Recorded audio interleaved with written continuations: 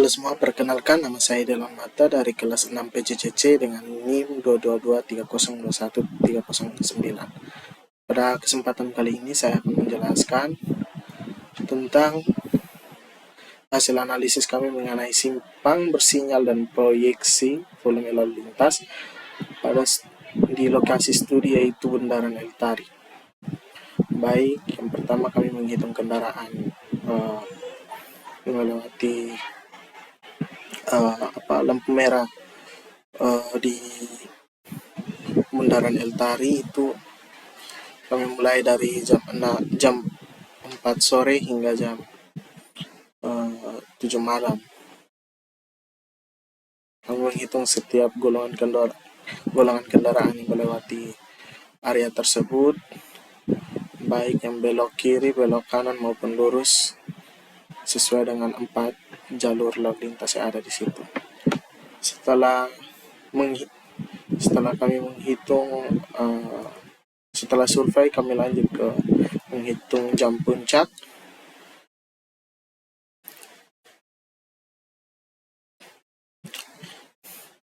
Pada form ini kami menghitung setiap kendaraan, kami menjumlahkan setiap kendaraan yang melewati daerah tersebut. Seperti pada lampu merah A, yaitu dari kantor gubernur ke Buni M. SMP ini adalah sepeda motor, kemudian MP ini adalah kendaraan sedang, KS adalah kendaraan, MP adalah mobil penumpang, KS adalah kendaraan sedang, dan KTB ialah kendaraan truk dan bus. Ini yang belok kiri, belok kanan, dan lurus. Setelah itu kami mendapatkan jam puncak, yaitu dari jam 17.30 hingga 18.30 berdasarkan hasil pengamatan di lapangan. Selanjutnya kami lanjutkan ke menghitung arus simpang apil.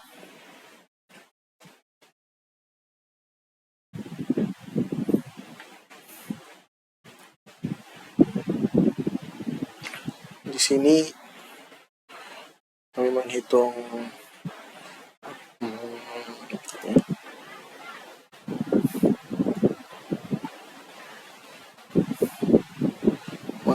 setiap kendaraan yang melewati arah simpang apil di Bundaran Eltari. Yang pertama itu pada area belok kiri dengan total kendaraan per jam itu 47,5. Kemudian SMP yang terlindung itu 47,51 dan SMP terlawan itu 47,51 juga. SMP ini adalah sepeda motor, KMP ini adalah volume kendaraan motor, dan ini ialah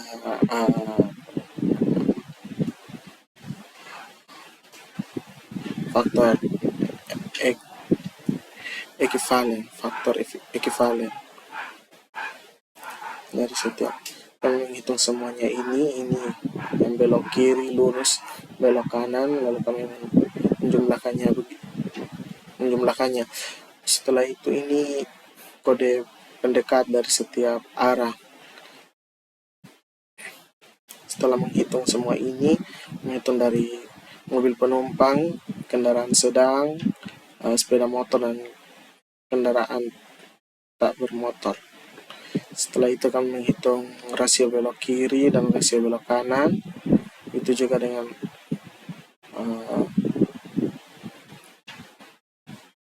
volume kendaraan arus tak bermotor dan rasio kendaraan tak bermotor. Setelah menghitung semua itu, kita lanjutkan ke perhitungan kapasitas. Yang pertama di sini ada volume kendaraan dari setiap lajur. Di sini ada lebar dari setiap lajur, kemudian di sini ada lebar efektif, dan ini adalah lebar pendekat dengan jumlah fase 4 dan waktu merah semua itu 3 detik. Setelah menghitung itu semua, kita lanjut ke rasio kendaraan belok. Untuk belok kiri dan belok kanan diambil dari arus simpang apel sebelumnya, lalu menghitung arus jenuh.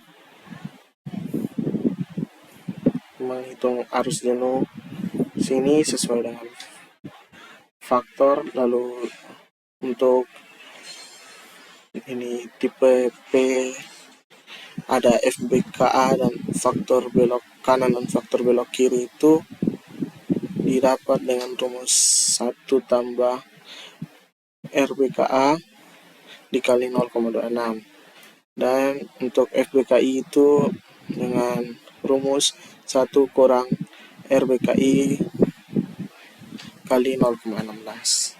Setelah itu mendapatkan arus jenuh dengan mengkalikan semua ini. Selanjutnya kita menghitung waktu hilang total dan siklus lampu merah. Di sini waktu hilang totalnya didapatkan 24 dengan siklus 124.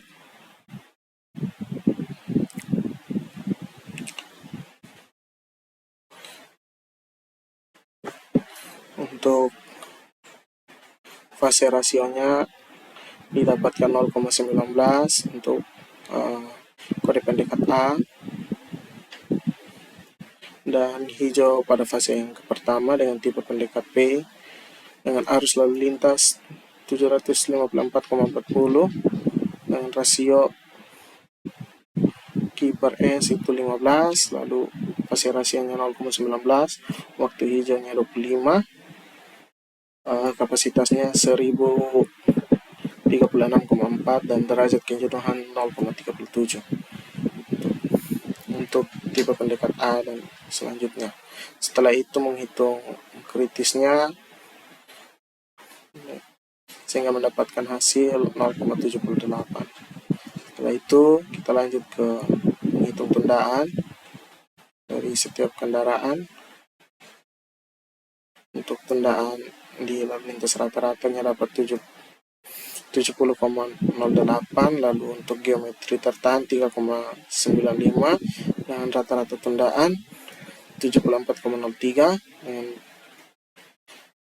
dengan rata-rata tundaan rata-rata EKR per DT itu 56.069, sehingga didapatkan total dari tundaan simpang rata-rata itu ialah 236,85 detik per EKR.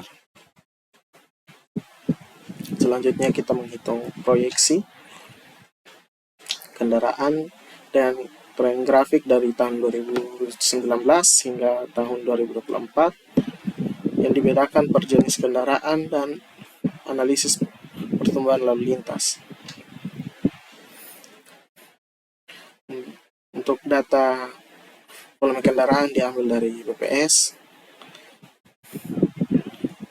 Setelah didapat dan dihitung semuanya, kita lanjut ke perhitungan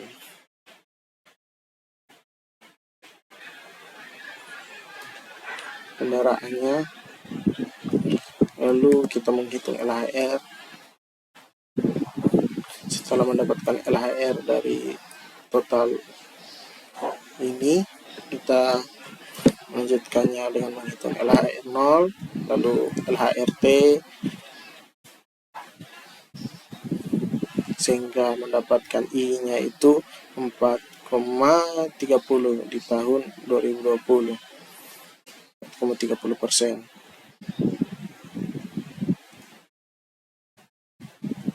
Sehingga untuk perhitungan selanjutnya didapatkan jumlah 832.106,8 SMP per jam dengan rata-rata 138.684.467 dengan LHRT-nya itu 27,83. Setelah mendapatkan proyeksi, Kita melanjutkan ke waktu hilang total setelah proyeksinya, sehingga didapatkan derajat kejenuhannya 1,20 di setiap lampu merah, dengan waktu kritisnya itu 0,97, sehingga setelah dihitung semuanya ini didapatkan tundaan rata-ratanya itu 498,06 SMP per detik. Sekian penjelasan, terima kasih. Baik, selanjutnya kita akan melanjutkan ke perhitungan simpang biasa. Di sini kami menggunakan data seperti yang di kantor gubernur di arah Bundaran Eltari, masih menggunakan data yang sama. Jadi selanjutnya untuk perhitungan simpangnya, untuk pendekat, kita pertama menghitung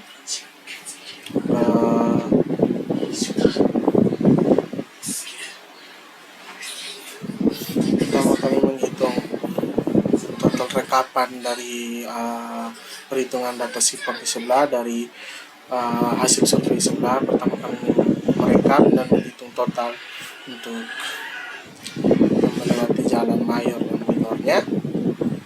Setelah mendapatkan total semua itu, setelah mendapatkan key total itu 3.412 kr per jam, kita melanjutkan ke menghitung lebar pendekat dan jumlah lajur.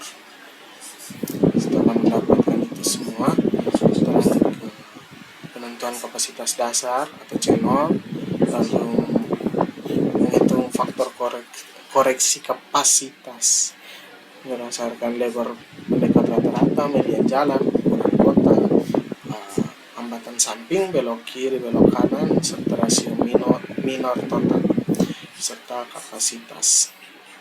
Selanjutnya kita menghitung kinerja lalu lintas. Di sini ada arus total, arus lalu lintas total, terus derajat kejenuhan, tundaan simpang, tundaan lalu lintas jalan mayor, tundaan lalu lintas jalur minor, tundaan simpang geometri, tundaan simpang, serta kisaran peluang antrian. Di sini kita mendapatkan 0,5 sampai 29%. Untuk batas atas peluang itu 28,32% dan batas bawah peluang itu 0,44. Berdasarkan data seperti unsur di atas, pada simpang biasa di Jalan Eltari dapat disimpulkan bahwa arus lalu lintas total terjadi lebih kecil dibandingkan dengan kapasitas jalan, sehingga derajat kejenuhannya di bawah angka 1, sehingga simpang pada jalan ini masih layak digunakan dan tidak perlu ada perubahan. Sekian perhitungan untuk simpang.